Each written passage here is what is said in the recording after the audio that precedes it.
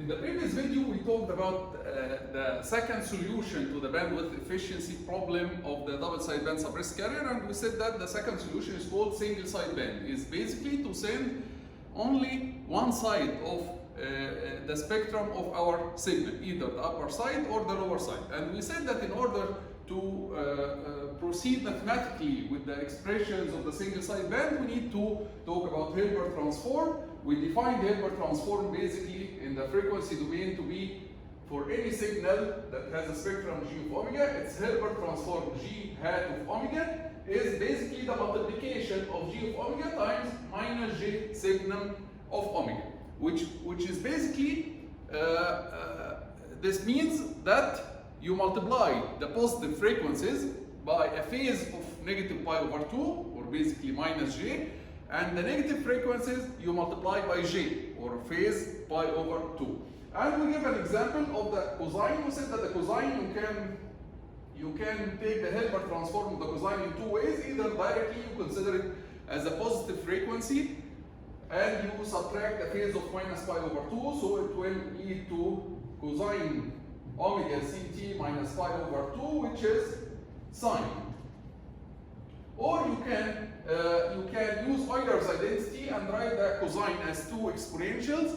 One of them is a positive with a positive frequency, omega c, and the other one with a negative frequency. And then you apply Hilbert transform, and Hilbert transform basically says that the positive frequency is going to be multiplied by minus j, and the negative frequency is going to be multiplied by j. Then if you take minus j as a common factor, then this will give you exponential j omega ct minus exponential minus j omega ct, and you took minus j as a common factor, then you bring minus j down. When you bring minus j down to the denominator, it will go as a j, right? So minus j will go down as j, and this again will be equal to sine omega ct. So we got the same result, whether you deal with the cosine wave as a positive frequency directly and you subtract a phase of minus pi over 2, or you use Euler's identity and write it as a complex sinusoid with positive frequency and another complex sinusoid with a negative frequency. You multiply this with negative g and this with u.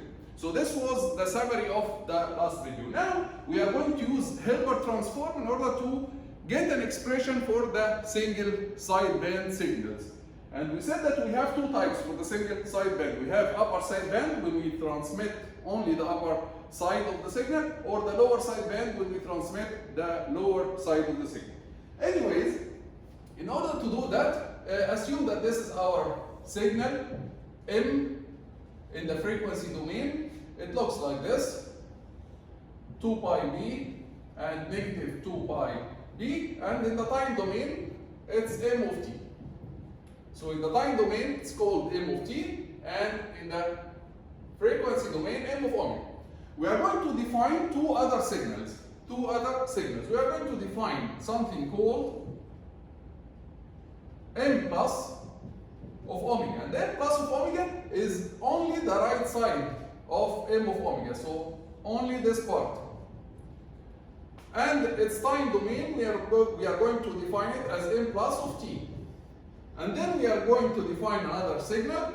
This is just a definition, okay, which is m minus of omega, and m minus of omega is the left side of m of omega. And its time domain, we are going to denote it as m minus of t. So now this is our signal.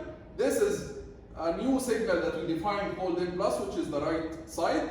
This is a new signal m minus, which is the left side. And these are the time domains of all the signals. Now let's write an expression for m plus and for m minus. M plus equals what? M plus of omega, m plus of omega equals m of omega. M plus of omega equals m of omega multiplied by a unit step, right? Multiplied by a unit step of omega. And the unit step can be written as half 1 plus signum function. of omega. So now if we expand this, we are going to get half m of omega multiplied by 1 plus half m of omega multiplied by signum of omega. Now let's add, we want to write the expression for the single sideband in terms of Hilbert transform. And the Hilbert transform, it says that if you multiply any function times minus j signum of omega, it will give you the Hilbert transform of this function. So what if we add minus j here, if we multiply by minus j, and then we multiply by j here. Did we change anything? No, because j multiplied by minus j is 1, right? So we didn't change anything in the equation. We multiply by j and minus j. Now, when you multiply m of omega times minus j signum of omega, this is what? Look at the expression there. When you multiply any function of omega times minus j signum of omega, it will give you the Hilbert transform of g. So here we are multiplying m of omega times minus j signum of omega. This will give us the Hilbert transform of m multiplied by half j. And this is half m of omega. Right? And this is now an expression for m plus of omega, and m plus of t, which will be the inverse Fourier transform of m plus of omega. It will be basically half. What is the inverse Fourier transform of this? It's m of t plus half j. What is the inverse Fourier transform of m hat of omega? It's m hat of t, the Hilbert transform of our signal. So now we wrote an expression for m plus of omega and m plus of t. Now let's look at m minus of omega. Similarly, we can write m minus of omega. We can say that m minus of omega is m of omega multiplied by u of minus omega, right? M minus of omega is m of omega multiplied by unit step looking at this direction, reflected unit step, u of minus omega. And u of minus omega can be written in terms of the signum function as, it can be written as half 1 minus signum of omega, right? 1 minus. So the only difference between this and this is here we have half 1 plus, and here we have half 1 minus. We can proceed in the same procedure that we did here for m plus, and we will find that m minus of omega can be written as half m of omega minus half j m Hilbert of omega, and m minus of t, the time domain version of this signal, it will be half m of t, the inverse Fourier transform, minus half j m Hilbert of t. So now we obtain the expression, for m plus of omega, m plus of t, m minus of omega, m minus of t. We are going to use these expressions in order to get an expression for the single sideband. So for the single sideband now, let's consider the two cases, the upper sideband and the lower sideband. We are going to do the equations for one of them, and the other one will be similar. So for the upper sideband, we transmit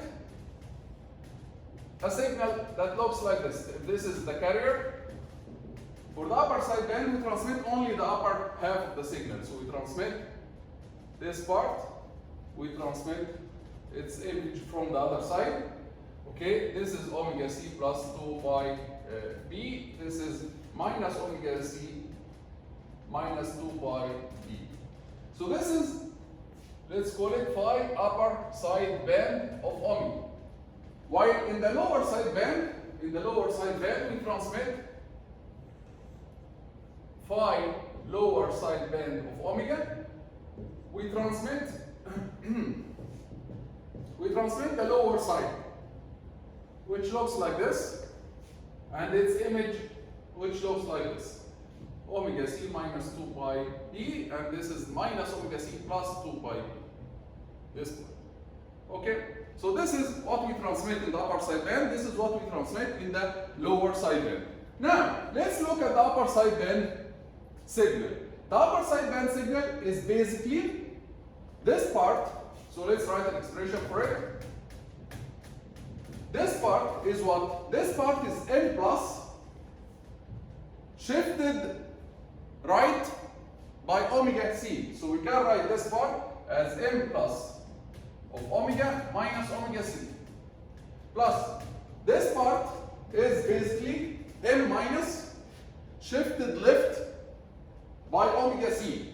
So m minus of omega plus omega c. Right? Do you agree? So this part, the right part, is m plus shifted right. The left part is m minus shifted left, right? So now, if you want to go to the time domain, phi upper sideband of t, it will be what? The inverse Fourier transform of m plus is m plus of t.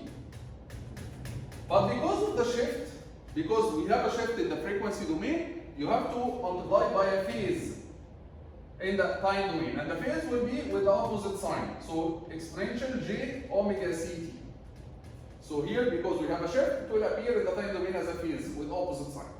Same thing for the other term. M minus of omega, its inverse Fourier transform is m minus of t.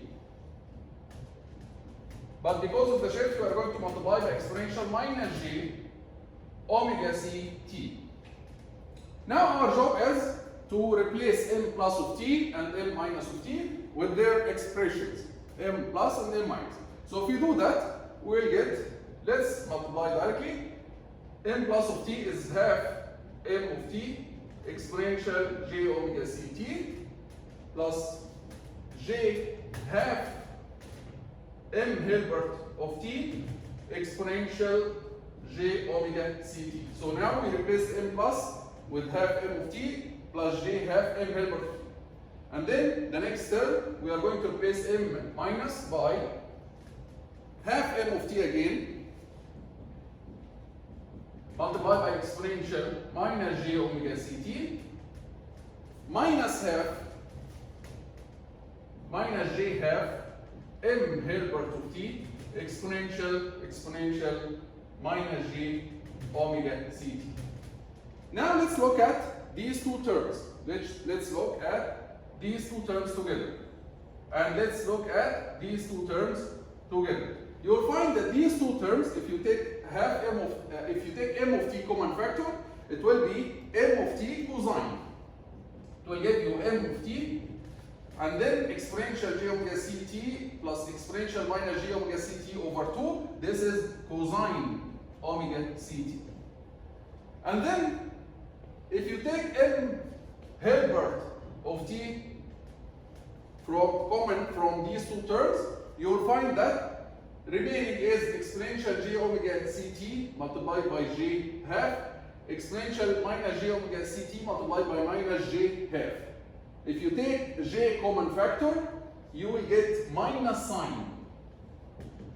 I trust that you can do this by yourself, so you will get minus sign. So now we reach to the expression of phi upper sideband in the time domain.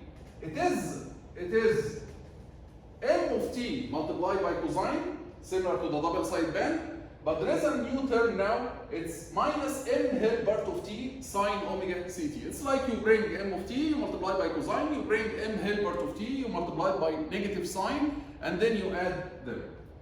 You can do a similar analysis for the lower sideband. I'm going to start the first step, and then I will leave the rest to you. It's very similar. Okay? So for the lower sideband in the omega domain, you will find that this term is what? This term or this part is what? This is m minus of omega shifted right by omega c. So this is m minus of omega minus omega c.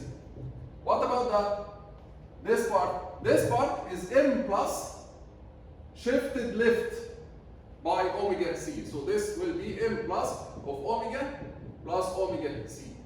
And then you can proceed in the same way. You can do the inverse Fourier transform in order to get phi lower sideband of t. And you will find that the only difference will be the sign in the middle. So instead of having a negative here, you will get a positive sign, and the expression will be m of t cosine omega ct plus m Hilbert of t sine omega ct. And this is now the expression for the lower sideband in the time domain. Any problem so far? So now usually we write the expression for the single sideband in general as phi upper sideband, and then we write lower sideband. So both of them, we write both of them in the same equation. Of t will be m of t cosine omega ct minus or plus, minus for the upper sideband, plus for the lower sideband, m Hilbert of t sine omega ct.